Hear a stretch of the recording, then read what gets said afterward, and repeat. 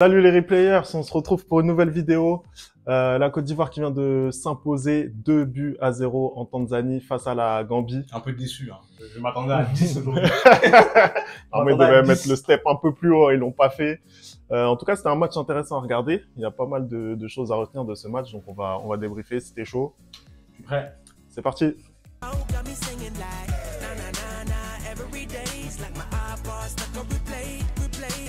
Allez, on va commencer ce débrief. Un match où il y a eu pas mal de changements dans la compo de la part de Jean-Louis Gasset, notamment offensivement où il a complètement revu sa copie. Ouais. Pas de Sébastien Haller, pas de Konaté notamment. Qu'est-ce que toi, t'as pensé de cette équipe de Côte d'Ivoire? Bah, écoute, comme tu l'as dit, c'est une équipe ivoirienne un peu remaniée.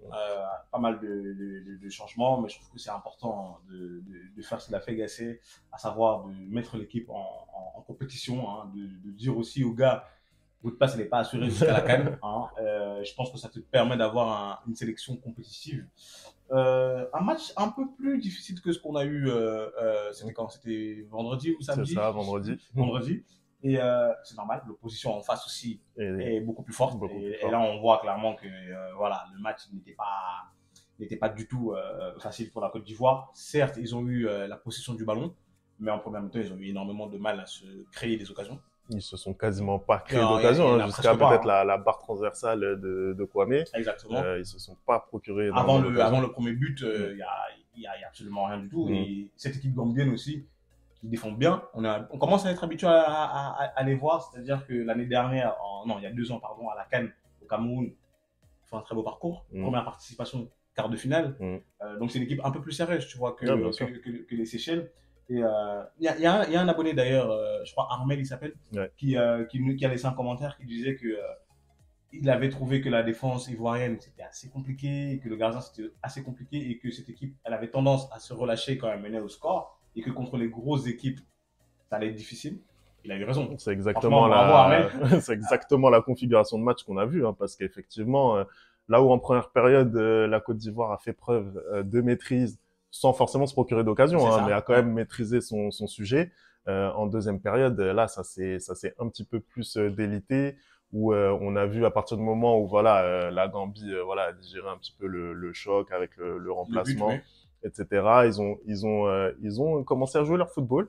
Voilà, ils se sont procuré des occasions et notamment une occasion qui doit finir au fond. Je suis désolé. Mais je sais pas comment Barreau il fait. Je suis désolé. Je sais pas comment il fait pour désolé. la louper. Je sais pas. Tu sais quoi, c'est plus difficile de la louper que de la mettre. Mais il doit au moins cadrer. Il doit au moins cadrer en fait, parce que même si voilà, peut-être qu'il peut pas mettre toute la puissance qu'il veut de la tête, mais il doit au moins cadrer. C'est impossible de ne pas cadrer à ce niveau-là. Et ça, effectivement, ça peut changer, ça aurait pu changer la physionomie du match. Mais après, voilà, c'est compliqué aussi pour la Côte d'Ivoire, sur un terrain aussi qui est pas facile à jouer face à une bonne équipe de Gambie. C'est compliqué de maîtriser de A à Z les 90 minutes. Oui, forcément, dans la globalité, ils ont maîtrisé les 90 minutes. Certes, après, comme tu l'as dit, en deuxième mi-temps, la Gambie est venue avec de meilleures intentions.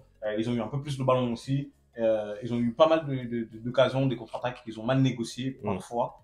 En fait, ce que je trouve dommage, c'est qu'ils n'aient pas concrétisé les petites occasions qu'ils ont eues, en fait. Tu vois. Mais sinon, ils auraient vraiment pu faire quelque chose de très très grand dans ce match. Ouais. Sinon, toi, qu'est-ce que tu as pensé dans la globalité de la prestation ivoirienne? Non, moi j'ai trouvé que ça a été là, c'est un vrai test pour cette équipe ivoirienne. On peut pas dire que le match de vendredi face aux Seychelles était un test. Là, vraiment, on avait une équipe de Gambie, voilà, qui avait quelque chose à revendre. Et non, moi je les ai trouvés bons. Hein. Pour moi, c'est rassurant. C'est une prestation rassurante pour les Ivoiriens. Je pense que voilà, ils sont prêts, hein, parce que maintenant c'était le dernier volet international avant la Coupe d'Afrique, le début de la CAN. Et c'est vrai que non, face à cette équipe de Gambie, encore une fois, il fallait faire le match qu'ils ont fait, où ils ont maîtrisé la grande partie du match. Voilà, ils ont marqué 2 buts. Et franchement, moi j'ai trouvé que c'était un bon match de leur part. Après, effectivement, on peut toujours trouver à redire sur les performances individuelles. Parce que là, je pense qu'il y a à dire, notamment offensivement, bah, oui. Ça n'a pas forcément. Je pense le grand perdant. Je pense que le grand perdant, je te vois venir. Je pense que c'est Diakité. Je pense qu'on est d'accord. Hein. Après, voilà, c'est pas un titulaire en puissance dans cette équipe de Côte d'Ivoire, mais il avait un coup à jouer pour ce match-là.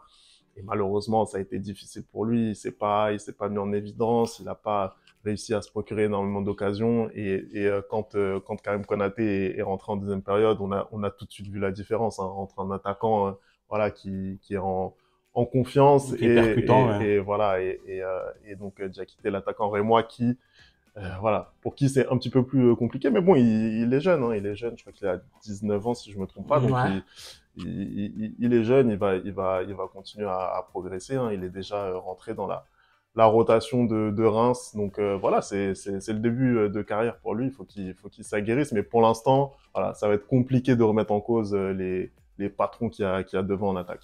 Bah, moi, je t'avoue que j'ai vraiment beaucoup aimé la prestation. Bon, beaucoup aimé, c'est un grand mot, mais j'ai apprécié la prestation ivoirienne dans le sens où, je te le disais vendredi, certes, c'était les Seychelles, mais il fallait les mettre, les 9 buts. Et là, du coup, en fait, tu te rends compte que quand c'est une équipe un peu plus sérieuse, la Côte d'Ivoire aussi tient son rang, arrive à maîtriser le match de bout en bout et au final s'impose 2-0. Je pense que ça, c'est une excellente répétition pour la CAN face à cette équipe gambienne qui vraiment est une puissance en émergence en Afrique, de par ce qu'il nous propose depuis quelques années maintenant. Et force de constater que ce 4-2-3-1 de Gasset, il tient la route. Non, il tient la route, il apporte beaucoup, notamment Adingra et Christian Kwame qui a marqué tout à l'heure. Ils se font plaisir sur les côtés. Adingra, mais la capacité qu'il a éliminée, il est très fort rapidement, à changer de rythme et tout, c'est un délire. Il est très fort. C'est un délire. Et le milieu de terrain, bah, pour le coup, je pense que voilà, son double pivot, Fofana Kessié. Voilà, pour moi, ça, c'est la certitude de cette équipe. Ça ne doit pas bouger. Quand on voit le but que Fofana y... Non, mais sincèrement. Moi, je vous le dis.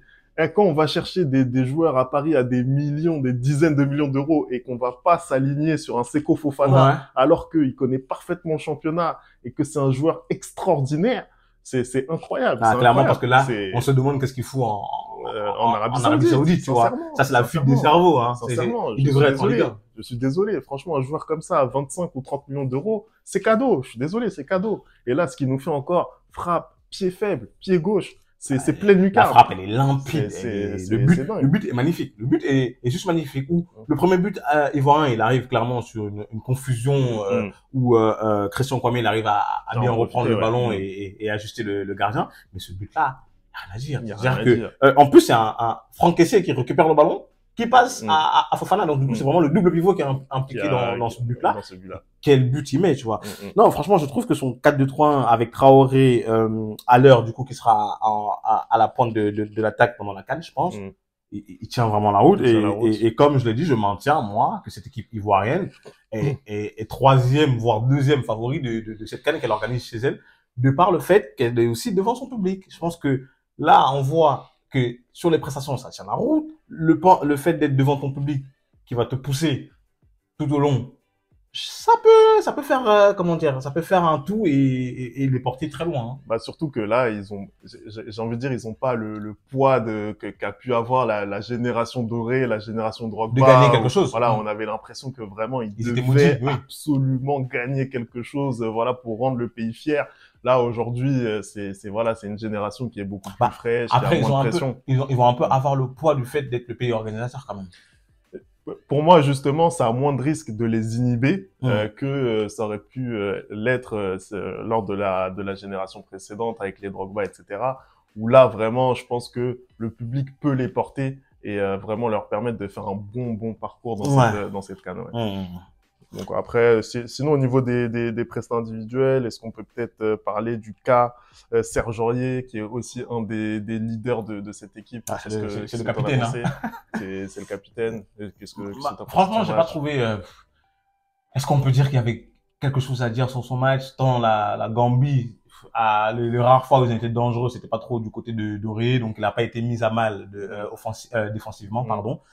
Offensivement, il n'a pas non plus apporter énormément. C'est un match tranquille pour lui, c'est un match tranquille. Ouais, je suis d'accord. Mais je pense que lui, pour le coup, Serge, il va apporter son expérience dans ce vestiaire-là. C'est un des anciens notamment, et il va aider peut-être les jeunes à justement ne pas avoir cette pression-là pendant la CAN, qui va permettre à la Côte d'Ivoire de faire une bonne compétition ou pas. Tu vois. Typiquement, on en parlait hier avec Sadio Mané, ou avant-hier, je me souviens plus, j'ai du mal avec les dates. J'ai du mal avec les dates aujourd'hui. Typiquement, c'est le genre de joueur, c'est super important. C'est dans un vestiaire, c'est un cadre, et il te remet vite les pieds sur terre, en fait. Surtout dans cette équipe, il y en a besoin. Il y en a besoin parce qu'il y a une génération. Tout à l'heure, on regardait le match, tu me parlais de leur banc de touche.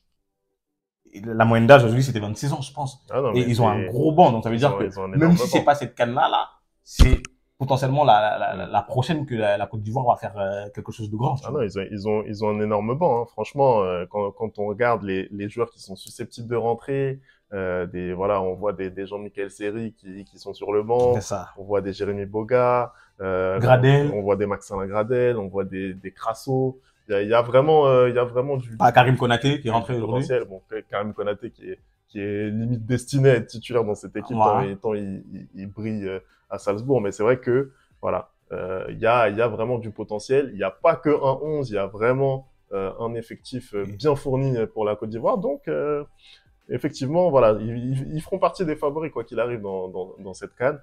En tout cas là, pour cette phase d'éliminatoire là de Coupe du Monde, ça leur fait 2 victoires en 2 matchs. Hein. Ah bah tout comme le Gabon, comme le Gabon. Et la prochaine journée c'est Côte d'Ivoire Gabon. Les deux équipes ont 6 points. Le règlement de compte. Exactement. Les deux équipes ont 6 points. On va voir qui va réussir à prendre le dessus. À se qualifier. Mais bon, très bonne victoire de la part des Ivoiriens.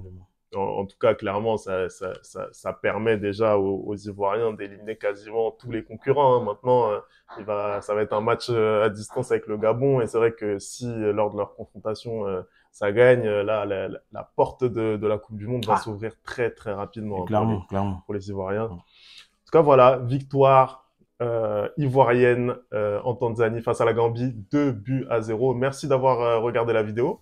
On n'oublie pas les bonnes habitudes, @le replay foot pour nous dire ce que vous avez pensé de ce match. Et puis voilà, on va se retrouver très très vite. Hein, je suis pressé. Je crois que je suis pressé de dire au revoir. C'est incroyable. Laisse-moi finir ma conclusion. Vas-y, finis. Donc voilà, on va se retrouver très très vite pour des nouveaux matchs.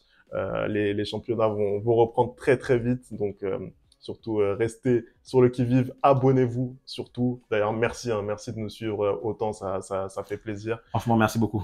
Et puis voilà, bonne soirée à tous, à plus tard. Ciao.